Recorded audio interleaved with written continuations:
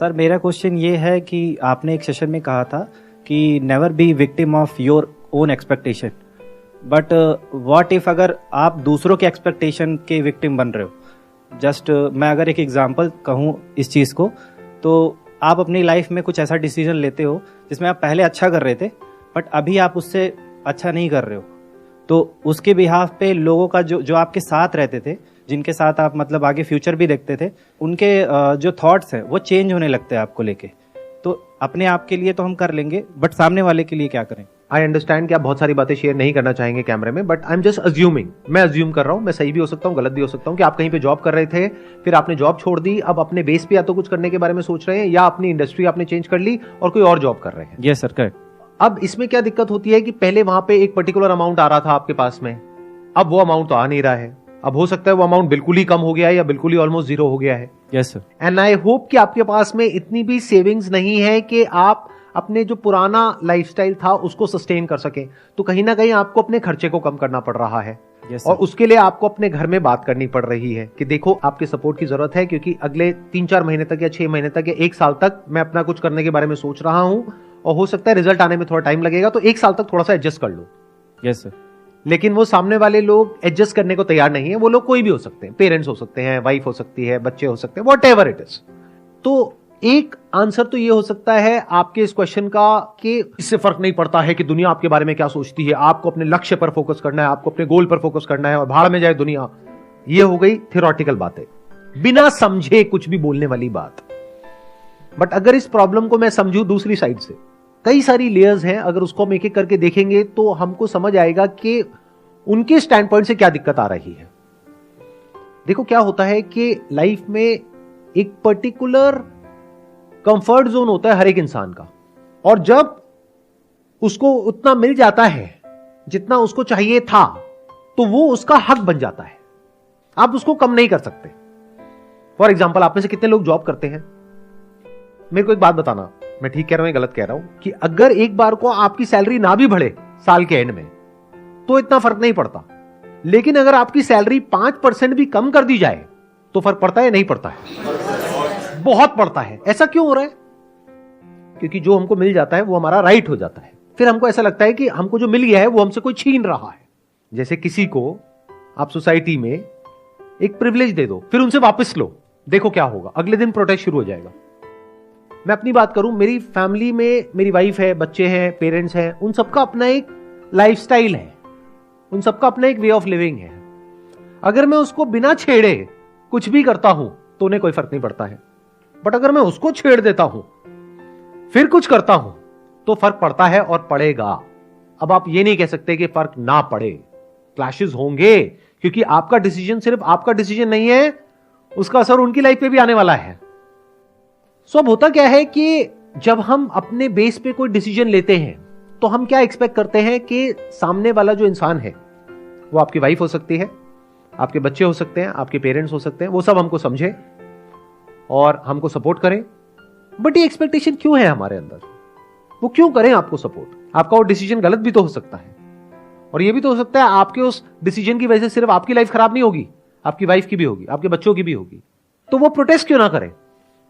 अगर आप उनको कह रहे हो कि आप थोड़ा सा कॉपरेट कर लो अगले 1 साल के लिए, तो वो क्यों करें कॉपरेट? ये सुनने में थोड़ा सा अलग है बाहर की दुनिया से, तो आराम से सुनना, ठंडे दिमाग से सुनना, नहीं तो समझ नहीं पाओगे जल्दीबाजी में। हमारा माइंड बहुत जल्दी कंक्लूजन्स को ड्रॉ करता है और डीपली कभी नहीं समझ पाता है। तो क्या हो अगर मैं आपसे ये कहूं कि आपकी जो फैमिली है, मतलब कि आपकी वाइफ है, बच्चे हैं, उनके लाइफस्टाइल को बिना छेड़े जो करना है वो करो, और पहले एक ऐसा स्ट्रक्चर बना दो कि उनके लाइफस्टाइल पे कोई असर ना आए, फिर जो करना है वो करो। बट अगर आप कोई इतना बड़ा रिस्क ले रहे हो कि उनको 1 साल तक कॉम्प्रोमाइज करना पड़ेगा, और आपकी अगर कैलकुलेशंस गलत हो गई, and there is a strong possibility कि वो कैलकुलेशंस गलत होगी, क्योंकि हमारे 90% डिसीजंस लाइफ में सही नहीं होते हैं, especially related to business and self employment. There is a 90% possibility आप फेल होने वाले हो। तो आपकी कैलकुलेशन ये कह रही है 1 साल बाद सब कुछ ठीक हो जाएगा। ये भी हो सकता है कि 1 साल बाद सब कुछ और बुरा हो जाए उससे जो अभी है। अब क्या करोगे? और वो क्या करेंगे? तो अगर वो प्रोटेस्ट कर रहे हैं तो हो सकता है आपके भले के लिए है, लेकिन आप समझ ही नहीं रहे हो। यानी कि अगर आपके पेरेंट्स आपको कह रहे हैं कि ये काम मत करो, इसमें बहुत रिस्क है, और आप कह रहे हो नहीं तुम मुझे समझते नहीं हो, जनरेशन गैप है। मैं कह रहा हूं कि ये काम बहुत बढ़िया है। चलो माना आपके पेरेंट्स को समझ नहीं आ रहा वो काम क्या है, आपको समझ आ रहा है क्या? आप एक्सपर्ट हो क्या उस काम के? किसी एक्सपर्ट से राय ली है आपने? नहीं। आपको लगता है कि काम चलेगा, नहीं चला तो लाइफ में हमेशा ऐसे आगे बढ़ो कि जो पुराने स्ट्रक्चर्स हैं उस पर कोई असर ना आए, वो इंटैक्ट रहे और नए स्ट्रक्चर्स बिल्ड करते चले जाओ, तो कोई दिक्कत नहीं है। फॉर एग्जाम्पल, मैं ये काम कर रहा हूं, अगर इसकी वजह से मेरी फैमिली की लाइफ पे कोई असर आता है तो उनके पास में राइट है कि वो मेरे को बोले कि क्यों कर रहे हो, बट मैंने तो उनकी लाइफ में कोई छेड़खानी नहीं करी, तो क्या उनके पास में राइट है मेरे को कुछ भी बोलने का? नहीं है। मैं कह रहा हूं पहले जो आपका लाइफस्टाइल था आज उससे बेटर है, मैं उसको कम नहीं कर रहा हूं, लेकिन अब आप मुझे रोक नहीं सकते वो करने से जो मैं करना चाहता हूं, जब तक कि आपकी लाइफ पे कोई असर नहीं आ रहा है। हां, अगर मैं कोई ऐसा काम कर रहा हूं जिससे उनकी लाइफ पे कोई असर आ रहा है, उनके लिए खतरा है, उनको कोई कॉम्प्रोमाइज करना पड़ेगा, या उनकी लाइफस्टाइल खराब हो जाएगी, या उनको कुछ एडजस्ट करना पड़ेगा, तो वहां पे प्रोटेस्ट होगा ही होगा, रेजिस्टेंस आएगा ही आएगा। तो इसको बोलते हैं अपनी लाइफ को डिजाइन करना, इसको बोलते हैं अपनी लाइफ को प्लान करना। तो मैं क्या कहता हूं कि हमेशा जब भी कुछ नया करते हो लाइफ में तो इस तरीके से करो कि पुराना जो स्ट्रक्चर है उसको बचा करके रखो, नहीं तो दो तरफ से फंस जाओगे। एक तरफ से एक नया स्ट्रक्चर जिसको आप बनाने की कोशिश कर रहे हो, यानी कोई नया काम कर रहे हो या कोई नया रिस्क ले रहे हो, एक तो वहां की टेंशन जो बहुत बड़ी टेंशन होती है, कुछ भी नया क्रिएट करने में बहुत बड़ा रिस्क होता है, कोई भी नया स्टेप उठाने में बहुत बड़ा रिस्क होता है। फिर चाहे आप जॉब में अपनी इंडस्ट्री को चेंज कर रहे हो, चाहे कोई नया काम कर रहे हो, तो एक तो वहां की सरदर्दी प्लस जो पुराने स्ट्रक्चर को आपने छेड़ दिया है वहां की प्रॉब्लम्स, तो आप दोनों तरफ से फंस जाओगे। तो अगर आपके घर में आपकी वाइफ या और लोग बोल रहे हैं तो ये बुरा नहीं है, अच्छा है, या पेरेंट्स आपको बोल रहे हैं तो अच्छा है, और पेरेंट्स हर चीज में आपकी हां में हां मिला रहे हैं, तो there is a strong possibility कि वो बच्चा बिगड़ जाएगा। बेटा तुझे क्या चाहिए, ये चाहिए, ले ले, तो that child will start taking everything for granted.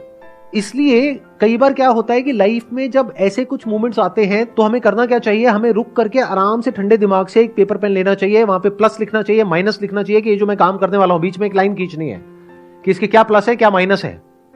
तो हो सकता है आपको खुद समझ आने लग जाए कि इसके माइनस ज्यादा है प्लस कम है, तो हो सकता है आप रीथिंक करो अपनी उस पूरी की पूरी स्ट्रैटेजी को कि मैं इतना बड़ा स्टेप उठाऊं भी या नहीं, या अभी उठाऊं या 5 साल बाद उठाऊं, या जिस तरह से मेरे को लगता है कि इस तरह से स्टेप को उठाना चाहिए, क्या इस तरह से उठाऊं या किसी और तरह से उठाऊं।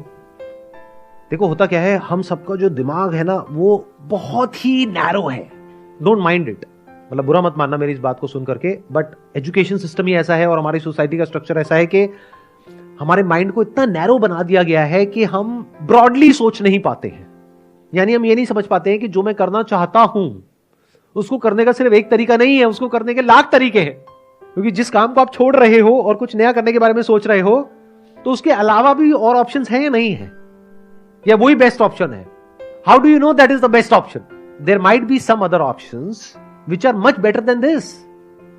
यानी आपकी एक प्रॉब्लम है कि मुझे ये काम छोड़ना पड़ेगा, ये काम करना पड़ेगा, ये एक बहुत ही बेसिक लेवल पे आप चीजों को देख रहे हो। ये भी तो हो सकता है कि मैं ये भी करूं, ये भी करूं, ये भी करूं, ये भी करूं, ये भी करूं, और हर चीज को मैं ऑटोमेट कर दूं या फिर डेलीगेट कर दूं, या फिर ये मैं फुल टाइम बेसिस पे करूं, ये मैं पार्ट टाइम बेसिस पे करूं। ये भी तो हो सकता है ना।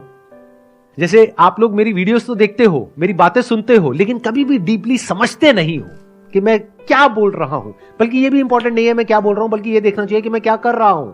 यहां पे आते हो और आकर के मेरे से क्वेश्चन पूछते हो कि सर क्या हो रहा है ना, कि जब से आपकी स्पिरिचुअल वाली वीडियोस देखी है तब से हमारे माइंड में ना एक डाउट क्रिएट हो रहा है कि अब हम स्पिरिचुअल रास्ते पे चले या काम धंधे के रास्ते पे चले। क्या बेवकूफों वाला सवाल है। क्या मैंने दोनों में से किसी एक को चुना है?